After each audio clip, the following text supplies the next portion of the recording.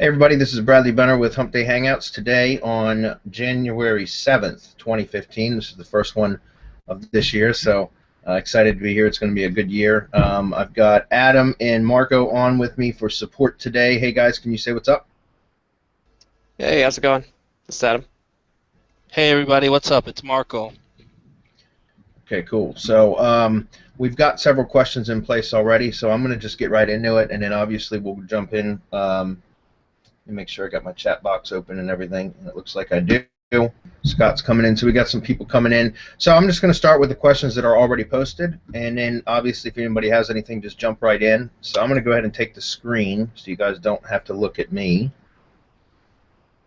And there's also some things that I want to go over concerning a big... Are you guys seeing my screen, by the way, Adam? Yeah, looking good. Okay. There's some things I want to go over about the big product launch that happened yesterday. Ours is supposed to be launching too, but we're having some issues with JVZoo that we're trying to get squared away. So it's kind of probably good because there was a huge launch with the crowdsource application yesterday, and I want to talk about that a little bit today, about how effective that can be for what we're doing as well, what we teach, because I've been using it myself. So we're going to talk about that a little bit, and I'm going to show some examples because I've had a lot of questions about it since I did an email yesterday. And one thing I do want to talk about, guys, is that you guys are not going to get a bunch of promotions from us for other stuff. I promise you that. I don't like it when other people do that, and so you won't get any promotions from us unless it's something that we have tested extensively and we can put our stamp of approval on it and actually use it in our own businesses, period. So just rest assured, I promise you won't get a bunch of promotional crap from us. We will recommend products from time to time or services if we're using them, and I just want to make that clear because I know a lot of you are kind of new to us and you got a promotional email from us about crowd search yesterday, but I want to make it real clear that that's only because I have put it through extensive testing, and I will show that today, and that way, I want you guys to realize that that's the reason why I promoted it. So that said, let me get into some of these questions because there was several already. Let me start down at the bottom and work my way up. Okay. Lewis says, thanks. So here's my question. I answered this already in text, but I'm going to answer it again. He asked if he has an exact match keyword domain with a .co extension because the .com was taken. Is that okay? For Lewis, I would say, and I had already answered that, yeah, I don't think that's a problem. I've ranked .us's, I've even ranked .pw's. In fact, I've done a test before. Terry Kyle with SEO Traffic Hacks, great. He's another great place to get SEO information from. He uses what's called, or talks about what's called the random ranking factor. And one of the things that I've tested that he put up as a test, and I've done it to see, is if the random ranking factor is real, and obviously it is. I'm sure anybody who does SEO knows that. I bought several domains around, basically the same domain, the same word. It was a branded domain. I did a test on this. It was a branded domain, but I bought several different extensions. Okay, so .us, .com, .pw because it was cheap. It was like $2.99 to register it, and put up several different sites all at the same time, all targeting the same keywords, and put them all up at the same time to test them to see which ones would rank better. And believe it or not, the .us outranked everything. I was assuming the .com would have outranked it, would have done better, performed better, but it didn't. And the .us outranked everything. But I've also ranked it. I ranked the .pw. And it was in a very short amount of time. I was testing some different content setups too, so that might have had, that obviously had an influence on it. But it was interesting to see that some of these, everybody always goes with .coms, and that's for branding purposes. It's pretty much industry standard. So if you can get a .com, absolutely you want that. But if you can't, I don't shy away from them. I'll buy pretty much anything if I'm looking for a specific name for a branded domain. And exact match keyword domains, I typically don't do that anymore. Lewis, it depends on what it is that you're doing, but I always suggest shying away from EMDs because it just makes the threshold for tripping a penalty or a filter so much easier. You've got to be much more careful with what any kind of on-page optimization that you're doing, and even off-page now when using an EMD. So just keep that in mind. But yeah, .co, I don't see any problem with it. let me keep going. Okay, here are some questions I had emailed to me yesterday. After the crowdsearch.me email, Richard Marshall asked me about, do I have any training on how to properly set up Web 2.0 properties and brand PBNs for your clients? Okay, I think that might have been due to the post that I had made. I'm gonna put some of these links, guys, into the chat area. I wonder why I'm not seeing the Hangout app. There it is. Let me stick these in the chat area for both inside for participants and for you guys. All right, this is the crowd search link that we're going to talk about here in just a minute, and that's kind of the reason why I'm bringing it up is because of this question here. But I also want to talk about the blog post that I've done talking about this, going into more detail. So I'm putting these links in chat, guys. Should have just grabbed all of them. One moment, one more. And I want you to have a little bit of background on this first, okay? So that's why I'm putting these in there. Because I did a 15-minute video yesterday, and I did probably a 10-minute video the day before showing examples of where I've used the crowd search and some of the projects I've used it on and the effects that it had, the positive effects that it had. So I want you guys to be able to take a look at that and see. However, in the post, which we're going to get into in a minute, about that I call Your SEO Sucks, there's when I talk about branded network stuff, I'm not talking about branded PBN, not how you brand PBNs for your clients. I don't brand PBNs for clients. I brand a PBN to its own brand. Okay, you don't want to brand PBNs for clients because then you're going to get yourself into trouble. You can brand your Tier 1 Web 2.0 network. Everybody should have that, right? If you've got a client that is let's just say Joe's Plumbing, that's your client. You're going to want to get every Web 2.0 property that you possibly can with Joe's Plumbing as the name, right? And so the reason why you want to do that is you want to protect the brand. It builds authority. It's good for branding. So that's what I'm talking about with branding. As far as branding for clients, it would be a Tier 1 Web 2.0s, and that's it, and social media properties, obviously. But for PBNs, no, when I talk about branding PBNs, I'm talking about giving them a brand name so that they're not just a generic blog. So I try to always come up with something, either make it look like it's a business blog. Now I do. In the past, I haven't done that. But now I try to make the blog either look like it's an actual business blog or a business site, or I try to give it some sort of catchy name, like if it was a blogger, like the persona that owns the blog. Has given it a name. The blog, it's got a name, so it's a brand itself. And the reason I say that is because everything is going to be about branding. It's moving that way now. Big brands are getting better treatment or special treatment from Google, and so the days of having just generic web properties is pretty much gone and going that way. So going away. So I wanted to talk about that and just clear that up.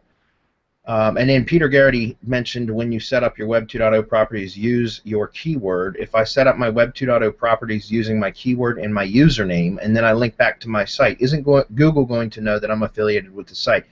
Yes. And see, that's why in the IFTTT training, what we do is we set up the networks and all the properties using the persona's name because it's more natural. And I have tested this many, many times. And if I try to name like bloggers and Tumblrs and WordPresses with a keyword as the domain name or the username, then they typically get terminated a lot easier because it's obviously a spam site, right?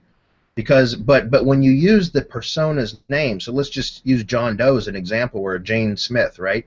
If you have a janesmith.wordpress.com, and then you have the properties all linked together and it's a strong profile, a strong persona profile, and that's why we do what we do with linking everything together, linking all the social accounts together, using Gravatar to put all of your profile links in there, using Google Plus to tie everything together. It's like the glue that holds everything together, right? The reason we do that is to make it look much more natural, much more real. We put the photo, the profile images in, complete the bios. We do all of that specifically to make it look more real instead of just a spam account, which would be for Joe's, let's just say, plumbing Washington D.C. So plumbing D.C. or something like that. That would be obviously a spam domain, or plumbing repair D.C. or something. You know what I mean? That's why I've tried that many times, and they end up getting terminated. So I just go with a strong persona.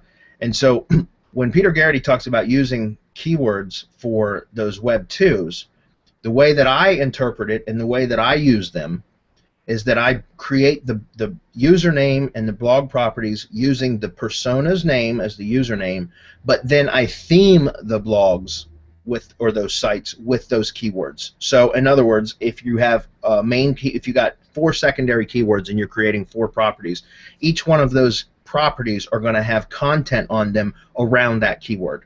But that doesn't mean that the property itself has to be named that keyword, if that makes sense. As far as I'm concerned, the name and the URL makes no difference. It's just a matter of what the theme of the site is. So I hope that makes sense.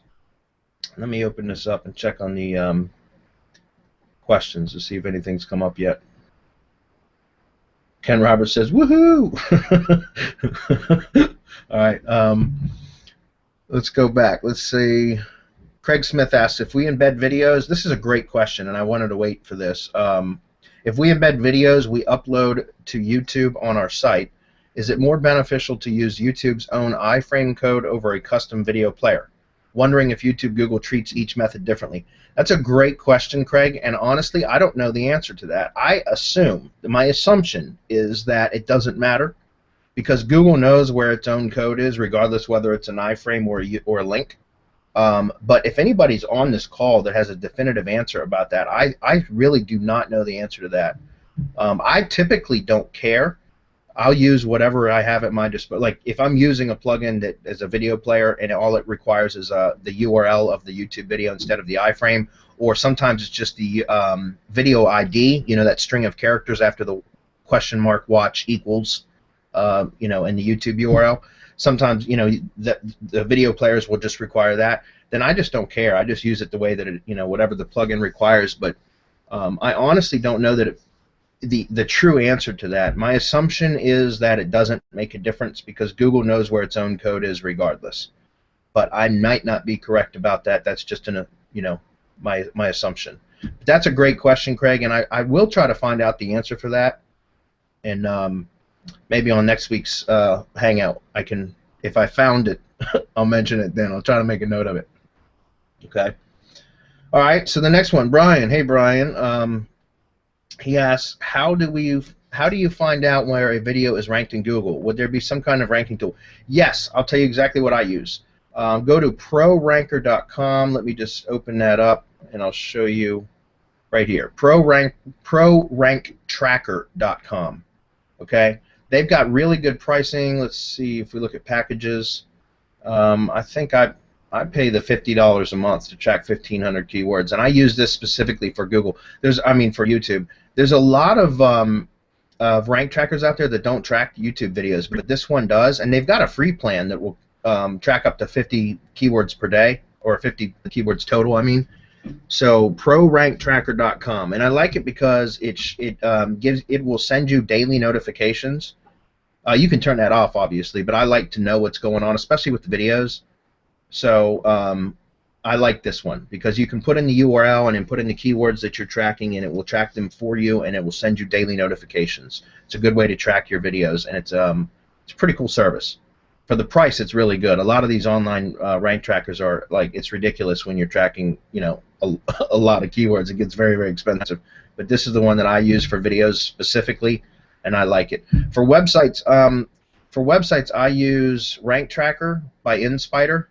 Rank Reporter, I'm sorry. It's InSpider software or whatever, and it's called Rank Reporter, and I use that. It's a desktop application. It requires you need to have a bunch of proxies though if you're tracking a lot of keywords. So just keep that in mind. Okay. In fact, let me put this URL in the chat. Sorry guys, let me grab that. And there's a bunch of questions that popped up. All right, guys, just a minute. Let me put this in there. I'll get to them in just a moment. And I do want to talk about crowd search because that's like the elephant in the room. Everybody's promoting the hell out of that right now. And what's interesting to me is I haven't heard a single not one promotion out of all the people I've seen promoting this tool, crowd search, talk about it the way that I do, guys. And I'm just saying that when I show what I'm going to show here in a minute, I think you guys will be pretty impressed with the alternative way to use it that I think is obvious, is the safer way to use it for websites. For YouTube's videos, go to town. You know, I started testing it with YouTube videos, so I'll get to that in a minute. Let me answer some of these questions. The one on his screen where he put the links. Apparently, there are 2 ways to follow and ask questions, but I only get this. Oh, that's Sandy. Hey, Sandy, I'm answering questions here. I can also answer them over here if they pop up. Yeah, I think if we can pop the links over on the event page, and then afterwards or during, they can go back, but they'd have to exit out. So maybe you can just put them there. Yeah. And then... I'm sorry. You know what? Let me do that, guys. I'm sorry. Yeah, I just saw that. That's a good idea. And again, Adam, feel free at any time to jump in and say, hey, you know, make it easier by doing this. I don't mind at all. Yeah, actually, I didn't realize. I just assumed that they were popping up over there. Let me grab this Pro Rank Tracker again. Yeah, guys, that's a good point. I'll stick all the links on the event page itself. Okay. The first set of links are the ones that I'm talking about, where I'm going to get to as soon as I answer these questions that are outstanding. Excuse me. I'm going to talk about crowd search, and then I just put the Pro Rank Tracker in there as well. Okay. Okay. How can search be done to find out what the most popular questions are searched for in Google in a specific niche? Great question. Great question. For on Google, well, I'll tell you what. There is this is a tool that I use. Let me change the background so it doesn't. This is a tool that I just started using fairly recently. It's called Power Suggest Pro. It's a keyword tool that uses Google Suggest. Well, it uses more than just that. I've just got this one set right here for Google, but it can search for Yahoo Suggest, which is like autocomplete. Yahoo, or YouTube, Yahoo, Amazon, eBay, and Bing. Okay, typically the only ones I use are Google and YouTube.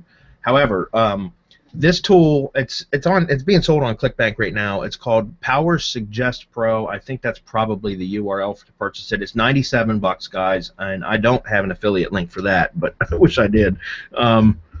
This is actually a really good tool, and I'll show it here in just a moment on how to Power Suggest Pro. Right there it is. Yep, that's it. PowerSuggestPro.com. Here, I'll paste the link on the events page. This is a tool that I've been using recently that I love it. I absolutely love this tool, and the reason why is because it very, very quickly scrapes all of the stuff from Google Suggest, which are the only way something shows up in Google Suggest or autocomplete. And you guys all know what I'm talking about when I say suggest, right? So, like, I'm going to say list building because that's what I had. List building, email. Let's see, let me just show you. Email list building, for example. You see how this pops up here? An email list builder for Word or WordPress, email list building software, like all of that. You see all that? Those are all auto-suggest or autocomplete or Google Suggest terms, right? So what I like about this tool here is you can see I was looking at list building terms here, but let's just use something for an example. We said, I'm trying to think of a good example here. Somebody come up with an example. I'm having a blank moment here. SEO. Let's just say SEO. I'm going to say video SEO. How about that? Video SEO. And I'm going to click search. And I'm just got to check in Google. I should have had to check YouTube as well. But you see what it's doing is it's searching for video SEO, and it uses A, and then it grabs the 10 that are coming out that pop up as auto-suggest. And you see how quickly it's pulling keywords. You can see that over here, how many it's counting. And I've got it set to where it's only doing one level search. If you do what's called a recursive search, then after it scrapes all these keyword phrases or these questions that come up in Google, then it will go back and do the same thing with each question and then scrape the 10 resulting. So that can take a while to run, doing a recursive search. But now you can see very quickly I have 212 different keyword phrases that came right out of Google Suggest. So like SEO video on YouTube, let's see, video impact on SEO, video explaining SEO. These are all questions that come out very, very quickly that I know that people are searching for, because it wouldn't be right here if in the Google Suggest unless people were looking for it, right? That's the only way to get earn your way into these Suggest is to for people to be searching for it often, which, by the way, is a perfect lead-in back into the crowd search thing, which we'll talk about in a little bit. All right, it's 20 after 4 already, so I've got to get to this in a moment because I want to talk about how using crowd search can also get your website or your businesses listed in auto-suggest. All right, it's something else that, again, I haven't heard anybody else talking about. So let's see. So anyways, that's one tool, Power Suggest Pro. The other thing is Quora. Like Quora's, if you're familiar with Quora, that's a great place to find questions that people are asking about stuff, industry. Yahoo Answers is another one. Let's see, Quora. Let's see, how do you spell Quora? I can't remember how to spell that. What's that? Q-U. Yeah, that's sorry, Q-O-U-R-A. Q-U-O-R-A. Yep. All right, I'm going to stick this in the chat too, guys, or on the event page. I'm going to stick all links in the event page, guys, because that way everybody can get it. I just put it on the events page. It's called Quora, and Quora actually is a great place to find out questions about a lot of stuff. Of course, it's not going to cover every single niche, but there's a lot of really good stuff in here, and also the links from Quora are very powerful. If you can get a link back, looks at domain authority of 90, and this is the home page with the page authority of 92. It's a very strong site.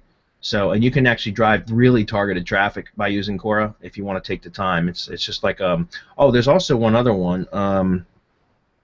Let's see, omgili.com. Yeah, omgili, which stands for Oh My God I Love It.com. This is a great place to find out where the searches, discussions, and message boards to see like what. And so I always suggest if you're looking for questions that people have questions for, that you go into places like this. And this is just basically a discussion and message board search engine, OMGILI, and I'm going to stick this on the chat page too. And that's another place to find out what a lot of questions are people are asking about a specific topic. So you can do like a keyword, a search on here for keywords, and it'll bring back a bunch of discussions and questions and things like that. And you can get a feel for what people are looking for. I hope that was helpful. Okay, she said links in chat, and we got those, and I don't think there's anything else in there. Okay, very good. All right, so we'll jump back over here for a minute. I think Brian had one other question. Why do Google Plus business pages show sometimes and sometimes they do not? I'm not sure what you're talking about with that. Are you talking about Google Maps pages, or are you talking, in the local pack that shows up in the search results? If that's what you're talking about, ever since the Pigeon update, the Maps packs are extremely volatile. You're going to see, if that's what you're talking about, and I don't know that you are, but I do a lot of local stuff, and ever since Pigeon, stuff is all over the place in Maps. For the most part, I'll have stuff ranked at the A position, but then the next day I'll look and it won't even be in the 7 pack, and then the next day I'll look and it'll be in position D, and then the next day it'll be back at A. Maps are just volatile ever since Pigeon, and I have not figured out a way to get them to stick where they should be. They just move a lot. The idea is to try to keep them trending to stay towards the top. That's the idea, but I have not been able to figure out why stuff is bouncing around as much as it does, but it does. It acts more like, and that's what Pigeon did, by the way, guys. The Pigeon update made the Maps algorithm more like the organic algorithm, and the organic algorithm is not static. Remember, if you got anybody here that does local stuff knows that for years, Maps came back. Whenever you would rank something in Maps, it was like front-end heavy work. It was real intensive to get something ranked, but then once it was ranked, it would just stay ranked. Like you could literally take your foot off the gas and it would just stay ranked. But it's not that way anymore. It's more like the organic results now. So you've got to, it fluctuates constantly. So, okay. Any other questions? Let's see. I don't see any. Just check this page real quick. Okay, it looks like we're good. Very good. All right, so good. I'm going to get into this presentation, and then we'll wrap it up after that, unless you guys have some questions about this. Okay, so crowd search. I put the link on the page, but if you want to check it out, go through semanticmastery.com/crowd search, one word, all right? and I'm going to get into this presentation briefly. I talked about this in the two other links that I placed here on the page.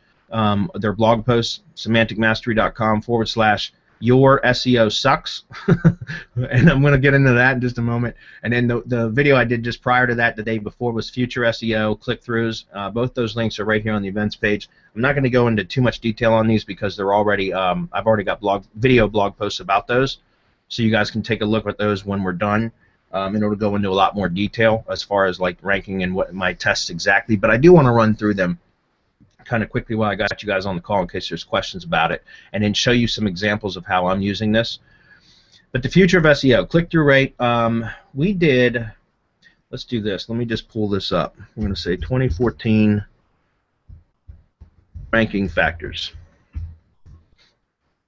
Search metrics, 2014 ranking factors study. Okay, they come out with this once a year, and this is what's important here. I'm going to open this up and expand it, and you guys see this. Okay, you can look this up yourself, searchmetrics.com, or just go to Google and search in the 2014 ranking factors. And every year Searchmetrics comes out with this report. They do this study, and this is the very first year that I've ever seen it, and I've been in SEO for 5 years now, that I've ever seen click-through rate above at the very top is the most important metric. And in fact, not only is it on top now, but it's also significantly more important than any other metric. Do you see that? The difference? How much weight is given to click-through rate? Okay, and now it's it's even above Google Pluses and number of backlinks, and that's very interesting to me. So click-through rate has become a measure of quality, right? And the reason why is because think about backlinks, guys, about how easy it is to gain backlinks, right? So what did Google do a few years ago to start trying to combat spam? I mean, and I'm not talking about the Penguin updates because that's that's obviously a big part of it to combat spam. But they started to give, what do you see as the second most, or not the second most because this says relevant terms now, which is interesting, but starting with the third most, what do you see as the most important metric? You see that? Social signals, okay?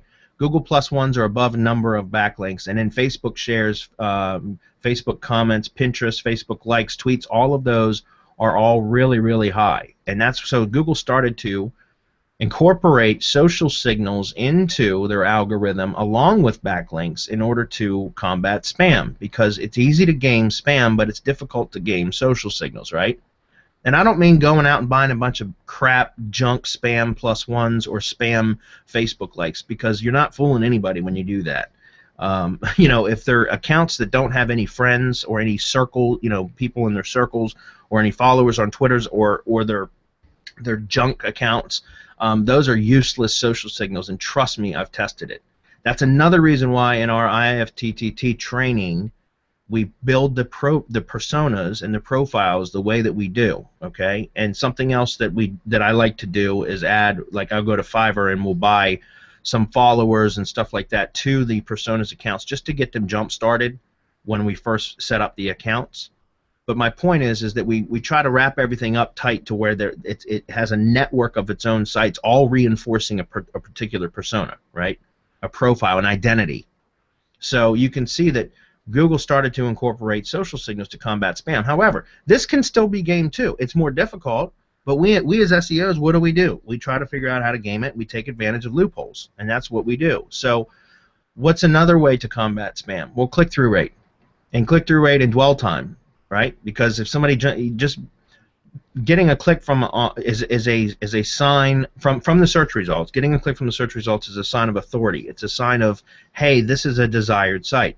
If somebody did a search and they clicked on this link and then they stay on that page, especially if they take another action on that page, which would be to click a play button on a video, right? Or it could be an audio, like a SoundCloud player or something, that counts as an action. Or clicking on an internal link to another page, that counts as an action. But unless you guys are using the event tracking script in Google Analytics, which is kind of a little bit of a hack, it's a complete white hat hack, but unless you guys know how to do that with a website, did you know that when somebody lands on your page on a website, if they don't take any other action, even if they stay on that web page for 5 minutes, if they click the back button, it counts as a bounce.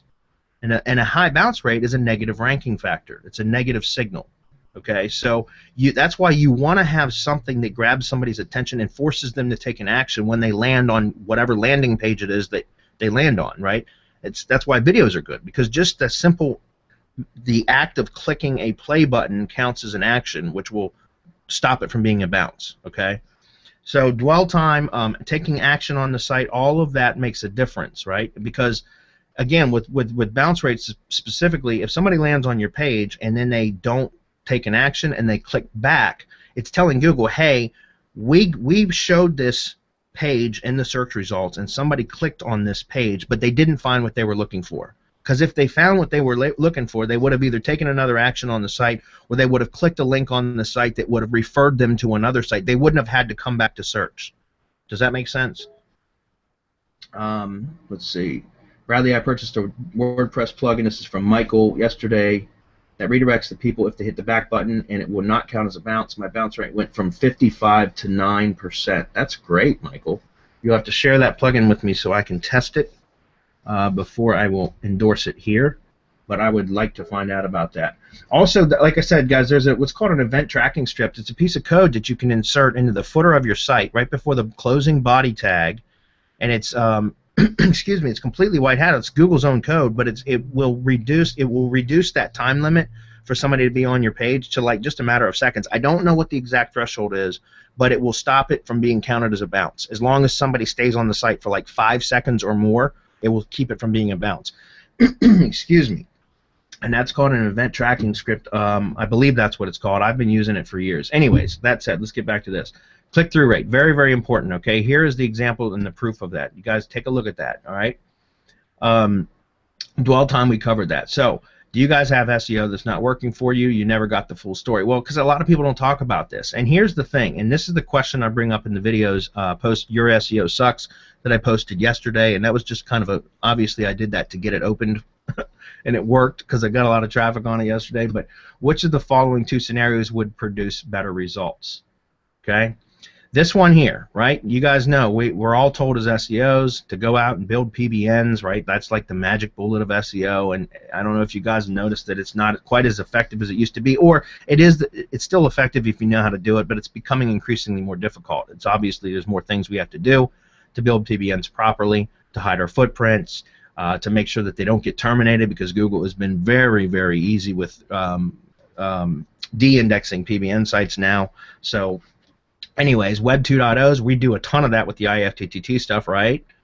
Press releases, I do a lot of press release stuff. I think press releases are great. They do create a surge of traffic when they're first released, provided that you have a good headline and a good hook to draw attention.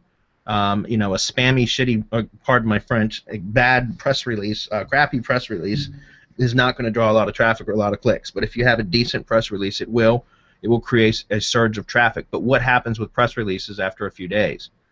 They drop out of the search results, or at least drop significantly, right? Unless you have traffic signals. All right. So when I say chirp, chirp, chirp, that was a joke. If I had an audio file of crickets chirping right now, I'd play it, and I should have had that prepared. It would have been funny. But I don't have that. But the point is you go out and buy PBN sites, expired domains, you set up, you do any kind of link building activity, period, and most of the time, most of those links aren't getting traffic, are they? Right? If you do a good guest blog post on a high traffic blog, you're going to get traffic from that link. That's a valuable link. I don't care what any people, you know, some people say that Matt Cutts tried to say that guest blogging is dead. No, it's not. It's not, especially if you're doing it like in a white hat legit way, you know, that sort of thing. But when you have PBN links pointed to your site, and guys, what do? We go out and we buy an expired domain with good metrics, good domain authority, good page authority, PR, if you're still tracking PR, if that's a metric you care about, we try to buy PR domains. Then we strip the domain of its content because we buy it, you know, there is no, we just buy the domain, then we put up our own content on it, we put a few links in blog posts that point back to our money site, and we call it a day. Well, that PBN link, even though it might have some good metrics, it's got no value in Google's eyes. I mean, don't get me wrong, from a pure standpoint of pushing juice, it does still have that, but there's no trust signals there whatsoever. And if there's no activity on that site, and it's not receiving traffic, and it's not collecting new backlinks to the PBN site, right, then is it a valuable link? Well, it's not. It's not as much. It's depreciated at that point. But here's the second scenario. Okay, the same link building efforts, but now you push traffic through those links. Is that link more valuable? Is it given more weight? You better believe it does. You know. So for example, PBN sites. If you have a PBN site that we just talked about, and you've got a couple links on that site pointing back to your money site, and now you've got traffic coming into that PBN, and there's people that are finding that link and they're clicking through to your site. That's trust signals, right? If you guys use Majestic SEO, you know that trust flow and citation flow are metrics of Majestic, but they're important metrics, and they're becoming more and more important. Trust flow is a huge metric. Okay, that's where relevancy comes in, and that's why we talk about building networks that are themed, right? And social activity. Social activity improves trust flow.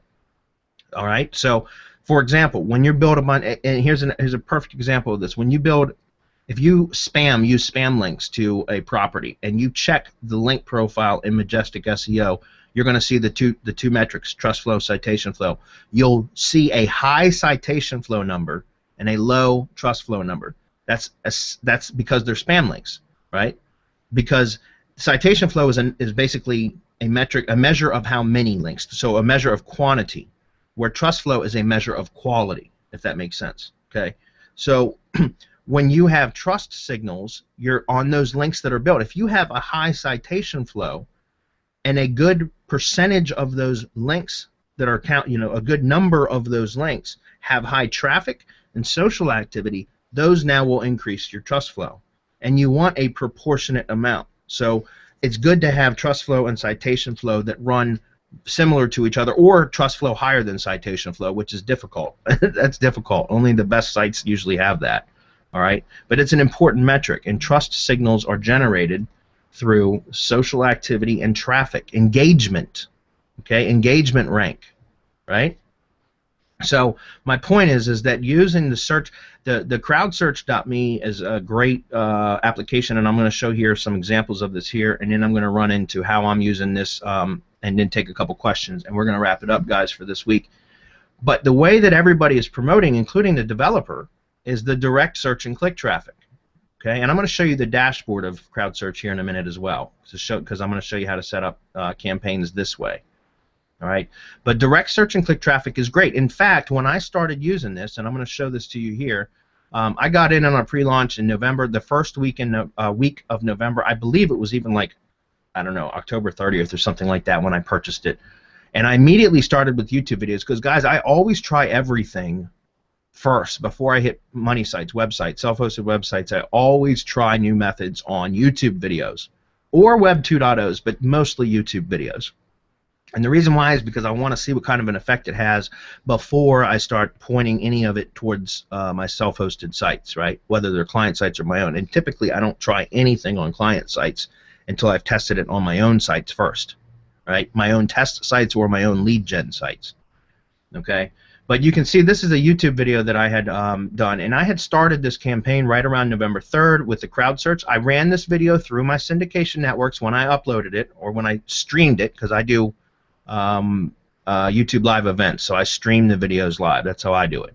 I don't really upload videos anymore at all, but anyways, the point is it went through my network, or networks, I should say, and then this is where it landed right after I had uploaded it. It had probably been live for, I don't know, a few days, maybe a couple weeks, whatever, and it was in the top 10, but I started the CrowdSearch for views on November 3rd, and you can see what happened. It jumped up for this keyword, and it's been that way pretty much ever since. Obviously, it fluctuates. Everything fluctuates in Google, but it's been pretty steady ever since.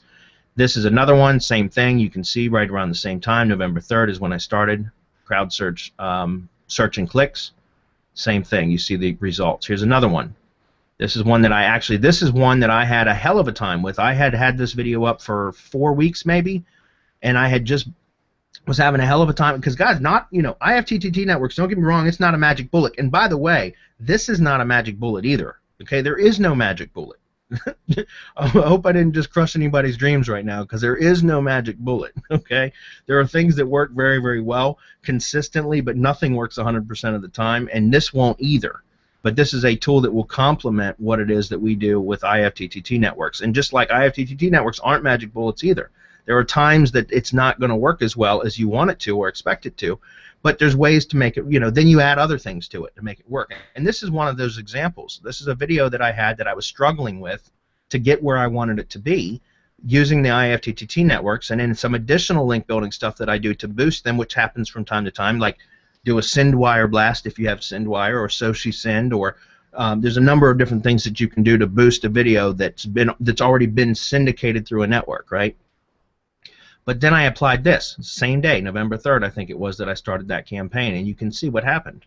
So just the action alone. Now, I know that there's some people probably on this call that there's some Facebook groups out there, and this works really good too, guys, to join groups where other people can click. You guys share each other's videos, like there's a Facebook group that's really good for that, where you go in and you say, okay, search for this keyword in Google, and here's the last 4 characters of the URL. When you find that, click on it, watch it in its entirety, like it, leave a comment if you want, and that's going to help my video to rank. Of course it does, because what is that? That's engagement. That's click-through. That's this right here, click-through, right? And engagement. YouTube is one of the places that engagement is one of the most weighted parts of their algorithm on ranking videos, right, is engagement. So having people click through and watch the video and then do some sort of action on the page, like click like or leave a comment, that's going to improve the video ranking.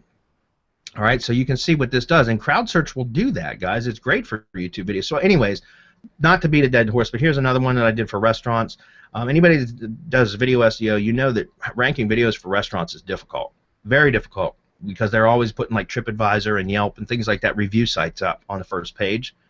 And this is one that I did that you can see where it was, and then I got it to rank, with crowd search, and it's been on page 1 all the way through December too. It's there now still, okay? And I just showed the longevity, because typically even if you do get a video to rank for a restaurant, it's short-lived before it's pushed to page 2. And this one's, because of the views and the clicks that I'm getting on it, it's stuck. That said, again, when I was talking about the YouTube stuff, guys, I was spending a lot of time in those groups getting people to watch and like my videos and my client videos and things like that to get them to rank. And since then, I know some of you probably on this call have probably wondered why I've gone quiet in those groups, and this is why. I got crowd search working for me. It doesn't require my time being in those groups, manually watching videos, and stuff like that. So that's why I've dropped out of those groups. I mean, I'm just quiet because crowd search is doing it for me. All right. And also, I would suggest, and we'll talk about this in a minute when I show the, damn, it's 4:43 already. I got to wrap this up, guys. All right, let's run through this. This is a site, a client site of mine, actually, that I had applied this to around November 8th. About a week later, after I had seen the results with the videos, and I started to see significant results, I decided to try it on a couple sites. And this one happened to be a client site of mine. And you can see what happened. It took about 3 weeks. Now, guys, I'm really conservative with my settings on these, and I'm going to show you the dashboard in a minute. But the reason why I'm really conservative is because if you have a keyword, and I'm going to talk about how to best use this, in my opinion, all right, because I feel like there's a lot of people that are going to get themselves into trouble using this tool, the crowd search tool, because they're going to use it incorrectly. Just like a spam tool. If you don't know how to use GSA properly, you're going to get your site penalized, period. And I think that you can get your site penalized if you spam click your site too improperly. If you do it properly, it can be effective. Hey, Brad. Yes. I'm going to cut you off for a second because there's a question. Sure. And someone just wants to know the name of the Facebook groups. Here, I'll pull it up. Hope I don't get in trouble for having a bunch of people go join it all at once. Now, I don't think it'll matter. The more people, the merrier. Let me find the group real quick, and I'll send it to you. I have a Google Plus community that we can do that in as well. It's a private community, invite only. That way, the activity is not seen by the public. Let's see, right here, this one. I'm going to stick this on the chat page, guys, or the event page, right here. Called YouTube, Google, keyword search, whatever. There's 113 members in here, okay? And it's a good group. It's a really good group. So there you go.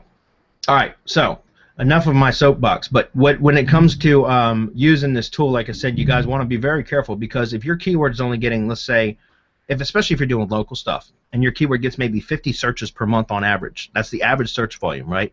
And all of a sudden you start running 10 search and clicks per day to a particular keyword. Now you're looking at 300 search and clicks on your website for a keyword that in a month, right? That only gets typically 50 searches per month. And if you're, especially if you're getting a click every time and you're getting 100% click-through rate on that keyword search, then that looks incredibly spammy. There's something up there. That's going to raise a flag. So I'm going to show you some ways here in just a moment on how to use it better. So in this particular example, guys, I used a couple brand searches, and that's important too for what I showed you guys with Google Suggest and autocomplete, and that builds authority. So I used a few brand searches here, and I let it run. I'm talking like 2 or 3 search and clicks per day was max that I had set that tool to run for, and I let it sit for 3 weeks. And all of a sudden, about 3 weeks later, look what happened. The traffic more than doubled. And people, I know I've had people say, well, yeah, but you're sending traffic to the site. Of course it's going to go up, but not this much, guys. I was sending maybe 2 to 3 views. Let's say 90 views in a 30-day period, right? 90 clicks in a 30-day period. And look how the traffic went from about 25, 30 people visits per day to roughly 50 to 60 visits per day. You see that? So, and then here's another one. This was a lead gen site that I had built that I had just launched about 30 days prior to that. It's a big lead gen site, but it's a lead gen site nonetheless, so it's one of mine. And you can see when I applied it, same exact time frame as that one, right? You see that? It's about a few days difference. Look what happened. Boom, traffic went way up. All right, so it took a few weeks for it to actually, the results to kick in from it. Here's another one. This is the same site here. This is just the Google Webmaster Tools showing the impressions, right? You see this? I started it right here. Look what happened. I'm talking maybe 4 or 5 searches per day with this site, okay? Because it's a much bigger site. I've got, I mean, this is probably the biggest site I've ever built. And look at this. Look how the keyword impressions have exponentially grown since then. And I haven't changed the amount of search clicks, the search and clicks that I'm doing. So this is all natural organic growth. I just use this to kickstart it. You see that? So that's where I'm talking about how this is important. So enough about that. Let me show you the dashboard of the tool. Guys, if you're interested in it, like I said, go to semanticmastery.com/crowd search, and you'll see you can get the offer. They were having like a bunch of bonus credits yesterday if you purchased. I think they've been reduced by 50% today, and they're going to be reduced another 50% tomorrow. So get in and get them now while you can. It's a valuable tool to use in addition to what we're doing already if you use it right, and that's what we're going to walk through now, how to use it, in my opinion, properly. So because they don't show this anywhere, all right. But anyways, this is the dashboard. As you can see, I've got 142 campaigns running, so I put this through the test extensively, guys, for 2 months. I've been using this over 2 months now. I've got a ton of campaigns set up, and I'm going to set a campaign up for you guys right now. And I want to give you an example, going back to based on this image right here. How do we do this? Because that was one of the questions that was asked. Well, how do we drive traffic through our other properties, through our links to our money site? Okay? Because this is the way it's being promoted right here. Direct search and click traffic. This is the way I suggest doing it to money sites. If this was a YouTube video, guys, go to town with this. Just don't go crazy. Again, if you've got a local video, I wouldn't be doing 15 or 20 clicks per day. It doesn't make sense. Do 2 or 3 or 4 clicks per day. Period. That's it. Because nobody watches a plumber's video 800 times in a month. Nobody does, unless you live in like Dallas or something like that, where really big metropolis, metropolitan area. All right. So if you live in most local areas, local videos are only going to get a couple dozen views per month. Period. That's what can be expected. So you want to make sure you set it that way, and you can do this. That's fine with YouTube videos. With money sites, however, I would suggest running them through. What's it going to do? It's going to boost the power of your PBN links. It's going to get your press releases to stick longer. It's going to make your Web 2.0s have traffic and activity on them. It's going to build trust signals from these links, which makes each one of these links more powerful. And it's going to boost your site ultimately. You're still going to get traffic. It's just going to be referral traffic instead of direct traffic, right? And if you are going to do direct search and click, I'm going to show you how to do that. So I'm going to give you the example here, all right? So I want to show you. I'm going to use Semantic Mastery as an example. Actually, let me start with this is an old PBN site of mine that I use specifically for video syndication now. So I don't mind showing it to you guys. Typically, I'm not going to show you something that to me that has a lot of value because I can't show that publicly. But in this case, I wanted to show you guys an example. So here's a PBN blog of mine. This is the domain, and I've given it a brand, right? It's Christian Joy Construction Blog. All right, so that's the brand. That's what I was talking about, branding a PBN. It's not branded to a client. It just is a brand for it's a brand name for the blog itself. Christian Joy Construction. So if I pull this up, use this term, then you see what happens is my Web 2s that are part of my IFTTT networks, here they are on page 1, right? So the next thing is if I wanted to have it click through the Tumblr link, which is right here, right? You can see the Tumblr link is number 4. So let's click through that and just open that up.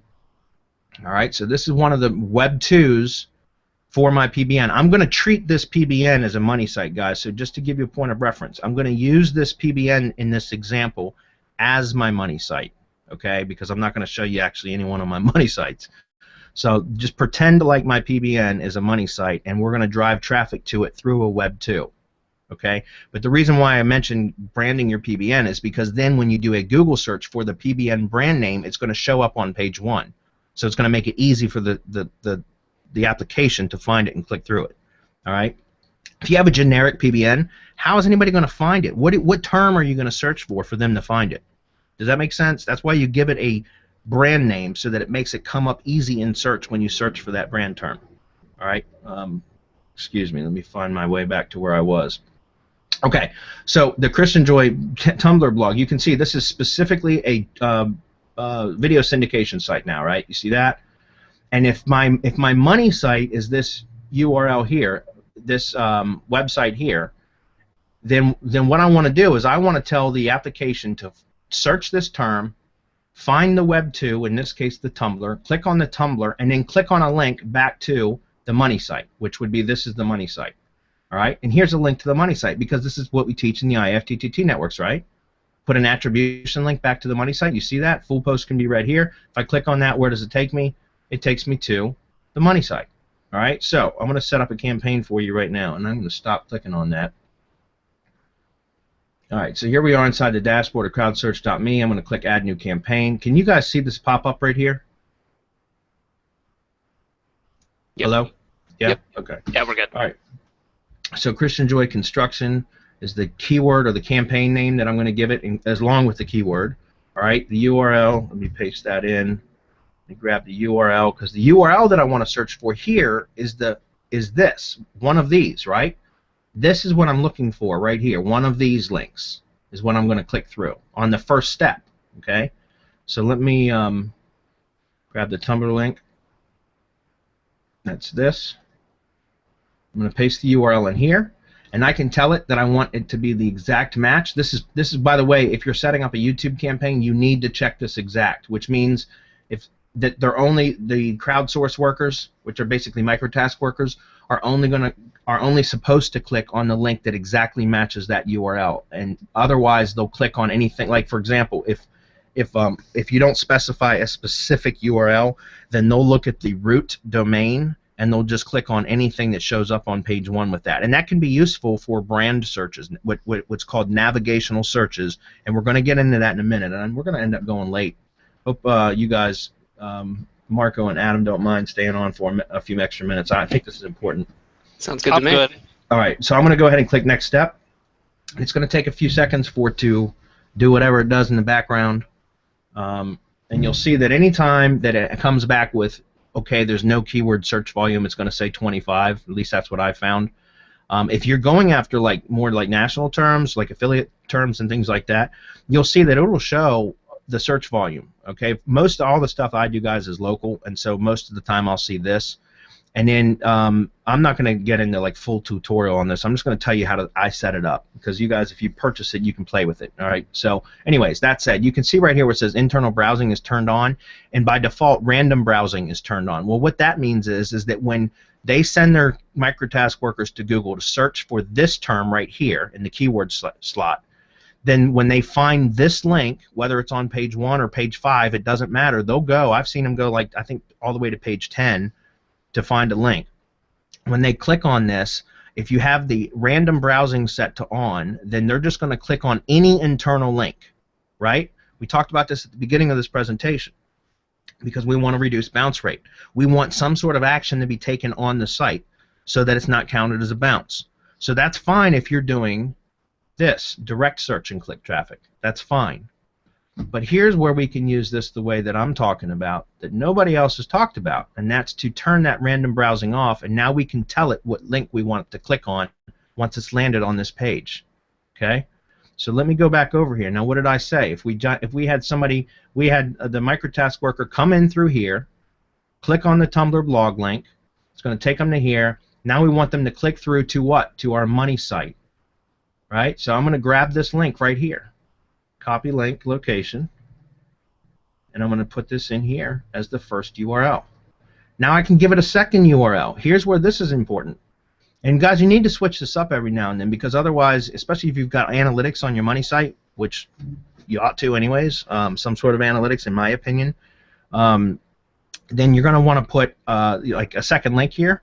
So in this case, let's say contact, or the about page or a contact page. Those are two really good links to be putting in because they're easy to find. In this particular theme, they're not so easy to find. But and let's see if this has even got a contact form on that page. It does. I'm going to copy that because that's a good signal, especially for local business sites, to have traffic come in on any landing page, period, and then to click the contact page. That's a good traffic signal for a site. Okay, because it looks like somebody's looking for how to contact a business. All right, and then look, they've even put in tweets and retweets, or tweets and retweets and favorites per day. These will burn up your credits very quickly, though, so keep that in mind. And typically for local business stuff, I'm going to turn the favorites all the way down to 0, and I'll turn the retweets to maybe 1 or nothing at all. Okay, because again, what are we want it to be natural, right? And if we're doing like small, if there's low search volume for the keyword, you don't want to overdo it. We want natural, and all we need to do is kickstart stuff, right? And then you start to see results like this, just by kickstarting it. Let the natural organic traffic be the thing that pushes the site up. All you want to do is push it along a little bit, give it a nudge, if that makes sense, all right? So anyways, then down here you can set search boost per day. This is how many search and clicks it gets, and this is minutes spent on visits. So this is adjustable dwell time. This is great for YouTube videos because if you got a 3-minute video, you can tell them to come in on the YouTube URL and to stay on the video page for 3 minutes. Watch the video in its entirety.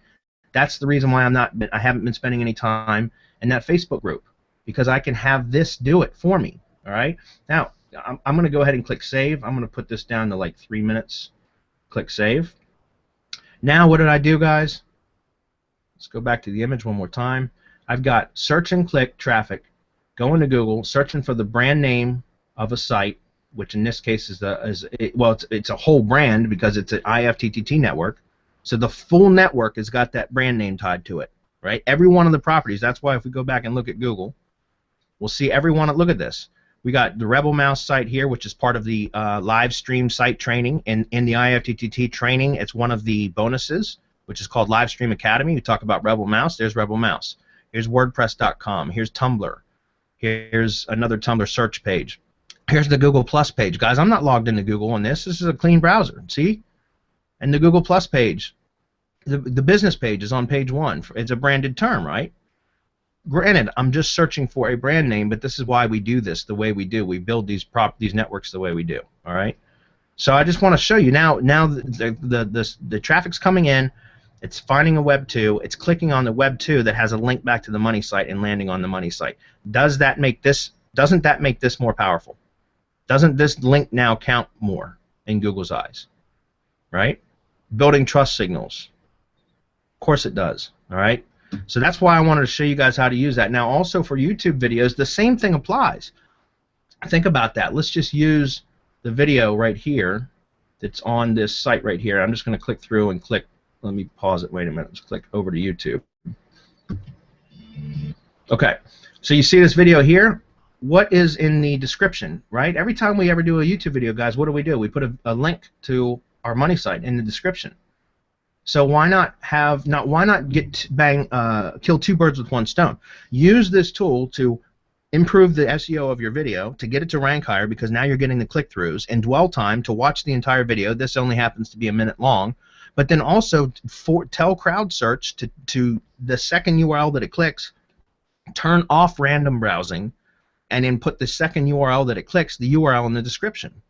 This is Google property, right? This is the YouTube watch page, right? So Google knows what's happening on this page whether you want them to or not. So why not send traffic to this page and then have them click through to your money site? Google's going to see that, and they're going to see the dwell time that you tell it and then the click-throughs, and that's a positive signal for your site. So not only do you get the video SEO benefit, but you get the SEO benefit for your site. Okay? Very powerful. All right. Now, the last thing I want to talk about concerning that, and you know what? Let me go through just one more example very quickly, because that was a local example. Let me show you another one. If we were to just do a search on semantic mastery. Hey Bradley, can you hold off a second, because Austin just asked a question. He wants to know what the difference is between crowd search and micro workers. Nothing, as far as I can tell, except this just is a hell of a lot easier.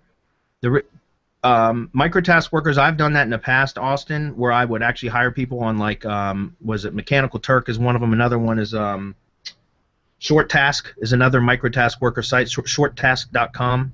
Microtask Workers, I think, is another site, and I've done that where I've ordered gigs and I've paid people, 15 cents or 12 cents or whatever to click.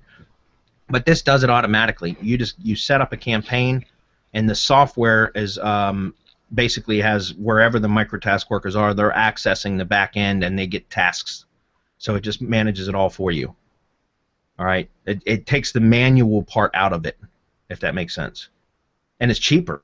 I don't know how it's so much cheaper, as far as, like, I don't know how he got it to be so much cheaper, but when I was paying for them manually, I would pay for 12 cents, 15 cent clicks. Now I'm paying credits, and it's on a credit-based system, so it's a lot cheaper. Did that answer the question? Just let me know. Semantic mastery. Here's another one, guys. Like, this is a video that we get a ton of traffic on, by the way, about oh, this wasn't even the one. The website silo architecture was. Look at that. The domain authority one shows up. Anyway, semantic mastery, this is another good one. For example, the YouTube, the example that I just gave you. Like, I could set up crowdsource if I wanted to search our brand name, click through to the YouTube video, which would give us views. This one isn't the one I was talking about. It's the silo architecture video that we get a lot of traffic on. But then we could have it click through to our site by clicking here, right? And that's going to give us a click-through from a Google property. So think about blogger properties. Okay, think about the Google Plus. Let's go back to this page for a minute. What about the Google Plus page, guys? These are all Google properties. Isn't it a good idea to try to send traffic signals through Google properties? Because they know what's going on, right? So there you go. All right. Last thing I want to talk about with this is brand searches and navigational searches. This is a big deal, okay? Navigational searches is basically using the business's name or the website's name, right? A website can be a brand, and a business is a brand, right? So using brand terms as the search terms, what does that do? That reinforces the authority of that site, okay? So instead of how they're showing this and promoting this tool to be used for keywords, which I think is fine for YouTube videos, but I think for websites that you should be a lot more careful, because otherwise all you're doing is click spamming your site, okay? And don't get me wrong, it may work, but for how long and at what point is there going to be something that's going to tank your site, okay? So if you're more careful about it and you're doing it properly, if you're going to use keyword search, direct search and click, just be careful. Be very, very conservative with your numbers. Very conservative. Err on the side of caution, okay? If you're going to do that, and switch it up. Don't leave a campaign running forever. Switch it up. Run a campaign for 2 weeks, then turn that campaign off, and you can do that right here. All you got to do is press the button, turn it off. See that? Okay. So once you've done that, then you can set up all of your campaigns all at once, and just turn one on and let it run for 5 or 10 days, and then turn it off and turn on the one right underneath of it, and then turn the one on right underneath of it, and just cycle through them, and then back up to the original one. Okay. But this right here is what's called navigational searches. Navigational searches is part of the Google patent. It's part of their algorithm. Okay, I don't have the algorithm document offhand. I can probably locate that though. But if anybody's ever read a Google patent, it's It's a snooze fest. It's like I can't even understand them half the time. I got to let other people interpret them for me.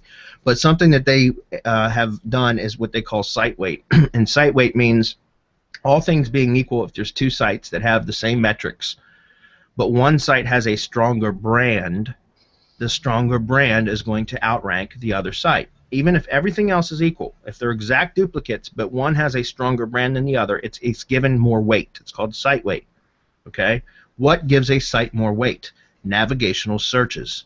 What is a navigational search? Navigational search is a search for a brand and various searches of that brand. So, for example, a business name contact. And I'm using business name as a very generic example, but let's just say, I'll show you that.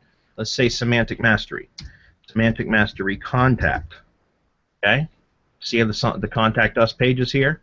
What about on the next navigational term, semantic mastery phone number? Let's do that. Let's look for semantic mastery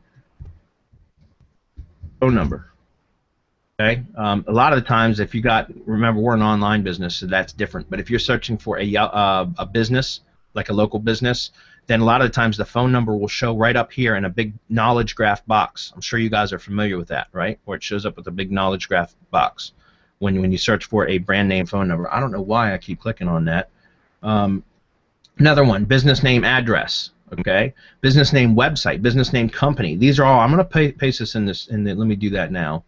But these are great for local business navigational searches, and also for any kind of brand terms. And I see Sandra's question, and I will answer that in just a minute. And we are way over, guys. This is like a full-on webinar. So I'm going to wrap this up in a minute because this is way over. But business name, location, then start doing domain searches, right? Like the businessdomain.com. So in the case that I'm talking about here, if it would be like semanticmastery.com, right? Mastery.com. These are all variations of navigational searches. Semanticmastery.com, right there. Okay, I just look. Your SEO sucks. That rank number. That's funny. That's wow. That's pretty funny. Okay. So doing searches on the domain name, domain plus contact, domain plus contact page, domain plus phone number, domain plus address, right? If you've got a local business, here we go, business name, service company, and service in brackets because that's interchangeable. So like let's say it's a plumber. You could say, you know, if the plumber is, I don't know, let's call the plumber's business name Bubbles. I don't know why I said that, but let's just say Bubbles Plumbing Company. That's what I mean by that. Plumbing would be the service. Okay? Businessdomain.com service. So that would be like semanticmastery.com SEO, right? Or our physical location is in Gainesville, Virginia. So let's say Semantic Mastery Gainesville, VA, right? Semantic Mastery Gainesville, VA location. You guys getting this? Okay, I think you understand, but these are all variations of navigational searches because what happens in SEO, what have we talked about the last several weeks? If you do anything in excess in SEO, it ends up becoming less effective or what? Hurts you. So don't get stuck on doing any one particular type of any search and let it sit for too long. You got to switch them up. So go ahead and build the campaigns out ahead of time and just turn them off and just cycle through them. Set a calendar reminder on Google Calendar. Every 5 days, a recurring reminder to go in and turn off the one that's been running and turn on the next one. Right? Keep your numbers low on this, guys. Unless you've got keywords phrases that get tons of searches, keep your numbers low because otherwise it could end up hurting you down the road. Maybe not right now, but down the road it most likely will. Okay? I don't understand what crowd search actually does. Is it a team of people actually clicking on links? Yes, Sandra, you've got it. They're microtask workers. They're mainly in the US and Canada and some in the UK, and I've verified that with analytics, looking at the traffic that's been driven to the site through analytics, but I think there's some in some other locations as well. But that's why I say use referral traffic instead. In my opinion, it's safer. Plus, it's going to boost the effectiveness of these anyways, make them more valuable. Okay? All right, let me check the Q&A box, and then we're wrapping up because we are way over. Let's see. Recap. You recommend crowd search, drive traffic to Web2s, then click. This is BJ. Hi, BJ. He's been coming every week for many, many weeks. So Drive traffic to Web2s, then click through to money site and direct searches to YouTube vids are okay. Yes. Power Suggest Pro is a good tool, and you have yet to use the Zero Bounce plugin found in Crowdsource Dashboard. Oh, is that it? Yeah, I've seen that over here. I just actually haven't downloaded it because I don't. The reason why is because I just manually add the event tracking script code that Google gives you in the footer of every site that I use, that I set up. Every money site. I don't typically use analytics for anything other than money sites. But so I typically don't. You know, there are other plugins that Bounce Rate is the name of the plugin is Bounce Rate. That's another plugin. By the way, but anybody that wants the Google Event Tracking Script, just download the Bounce Rate plugin. That's what it's called. Go to the plugin repository, the dashboard on your site, search for new plugin, type in Bounce Rate, and download that plugin and install it, and it will show you the Google Event Tracking Script. That's all it does. It just adds it to the footer of your site. I do it manually because I try to use as little plugins as possible on sites. So anytime I can add code manually instead of using a plugin, then I typically do. But anyways, to answer your question, no, I have not used that because I typically do it manually. Let's see, and you have not? No, I have not used that plugin, BJ. But if you feel like giving it a shot, let me know. And I have not used the one Michael has either because again, I typically just do that on my own manually. Is there anyone who wants to do this for my clients? Austin, yeah, I'm sure there's somebody in the group that would. You should join our mastermind, man, because we got lots of people in there that run SEO businesses, so that could certainly be worked out. What is the difference between CrowdSearch and microworkers? Nothing. They're the same. The difference is CrowdSearch puts it in an interface that makes it easy to use. And let me turn this off for a minute. I just had a press release posted on Newswire, came back as toxic 3 links. Really? So you're using the Camper tools with the link detox and all that, and it came back as toxic 3 links. Wow. Okay. Well, I use Newswire. I haven't had any problems with it. So I mean, I don't use Camper tools because I typically don't worry about that. But that's interesting. What is the name of the Facebook group? I showed that. Thanks. I never can find links after the event is over. Everything is on the page now, guys. What other chat is there? The chat that you see right here. I think if you guys aren't seeing my screen now, but it's the one that's always in my bottom right corner. It's like the group chat box. Ken Roberts says, woohoo, again.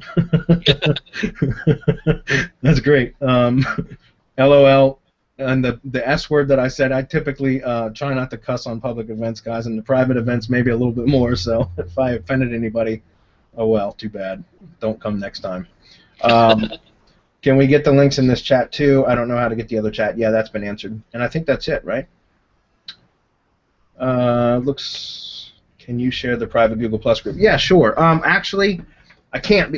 I can share the URL, but it's not going to let you even ask to join because it's a private invite only that I have control over, which is fine. I don't mind. I'll tell you what. Hit me up at Google Plus privately. Anybody that wants into that Google Plus private group for video SEO, like it's just for sharing, liking, watching, clicking, that sort of stuff. Anybody who wants into there, hit me up privately. Just go to Google Plus and type in plus Bradley Benner and send me a message, and I'll invite you to that community. I've got no problem with that. The bigger the community, the better. It just helps everybody. Or you can go by CrowdSearch and let this do it for you, and then you can spend your time doing other things. So totally up to you. If you want to join the group, that's fine. I'm just not real active in there anymore. Okay. And Ken says it's a culmination of all we were doing that makes it all work. Yeah, again, this tool is ingenious. I think Dan Anton was a flat-out genius for putting this together. I had been doing this kind of in the background as like a secret sauce thing with microtask workers on my own for videos for a while. But him putting this tool together, I think, is just it's ingenious. However, like I said, you got to be careful on how you use it because even if it's working right now with direct search and click traffic, I think it could tank your site in the future if you're not careful. So run it through buffered traffic, anyways, or through buffer sites. If that makes sense. And you'll see it'll increase the trust flow from those links. You'll watch. If you track your links, if you don't believe me, anybody doesn't believe me, track your links. Go do a backlink analysis on your money site now using Majestic. Look at your trust flow and your citation flow. Don't build any more links. Run some traffic for about the next 30 to 45 days or whatever through crowdsearch.me and monitor your trust flow and tell me if it doesn't go up. Mark my words, it'll go up. Okay, which means those links are becoming more valuable. If you've already spammed your site, though, it's not going to help.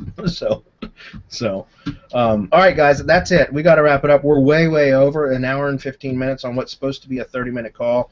Last chance, go to semanticmastery.com/crowdsearch and buy that product if you want. Get it now because tomorrow it'll be like the bonus credits will be even less.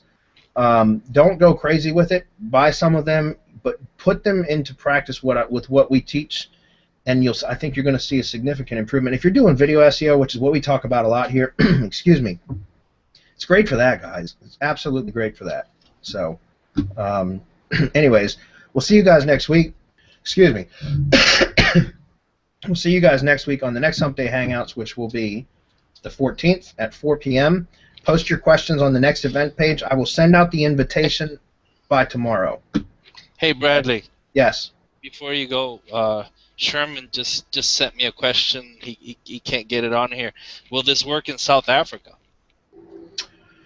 You know, that's a question that somebody else asked me in a Facebook group because they were wondering where the traffic came from, or maybe it was Jonathan Coe in our group. I can't remember who asked me. If you run it through buffer sites, why not? That's my point. If you're talking about for the videos, I don't think it matters as much for videos that you have local traffic coming in, like from local IPs, because it's YouTube, right? You can get away with murder with YouTube stuff, right? So that's why if you're doing it for video SEO specifically, test it. You know, put up a video that you don't care about so much, and run some search traffic to it and see what happens. Test it. That's the name of what we do, guys. We got to test everything we do. We at Semantic Mastery try to test everything before we tell it to you guys, but you guys also need to be testing your own stuff too. That's how you get good at SEO. Test, test, test. Don't take what I say as gospel. I'm just telling you what works for us. Try to figure out your own stuff too, and you can come to us for questions and guidance. I'd be happy to answer that stuff. So Sherman, you know that. I'm not preaching to you, buddy. I'm talking to everybody else. But Sherman is one of our mastermind members. So, but yeah, if you want, test it to a video that you don't care about, like something that's not producing money for you, and see how that works. If you're going to do it to a money site, run it through buffer sites, because then it doesn't matter whether that's referral traffic, right? So you're right. It would look unnatural to look in South Africa search engine to have a bunch of U.S. and a bunch of UK or Canadian traffic coming. That would be unnatural. So run it through buffer sites, because then it's referral traffic. It doesn't matter. It's not search traffic, right? But it's still traffic. So I hope that makes sense. Got talk three. Wow, two different. Wow, that's crazy. Look, hit me up. I wish I don't know your real name. Local Marketing Plus, but hit me up privately. I'd like to have a chat with you if you don't mind. Just message me on Google Plus. Okay. It's a branded real name. Yeah, it's a branded real name. You know, that's Local Marketing Plus. Nice to meet you. All right, guys. Next week, we'll see you next week, 4 o'clock. Bring your when I post a new event page, post your questions ahead of time. That way, you make sure they get answered. Okay. Please feel free to ask us anything. If we don't know the answer, we'll tell you, just like the one that Chris asked. I'm going to try to find the answer for that for the next week, though.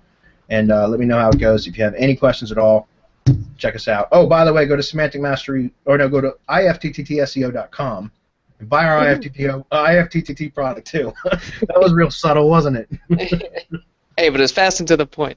Yeah, that was real subtle. Go buy our product. No, it's good. I think that mixed in with what the crowdsearch.me does, it's really powerful. It's really, really powerful. You guys saw the results that I'm seeing. So, anyways, until next week, we'll see y'all then. Have a good one. Okay.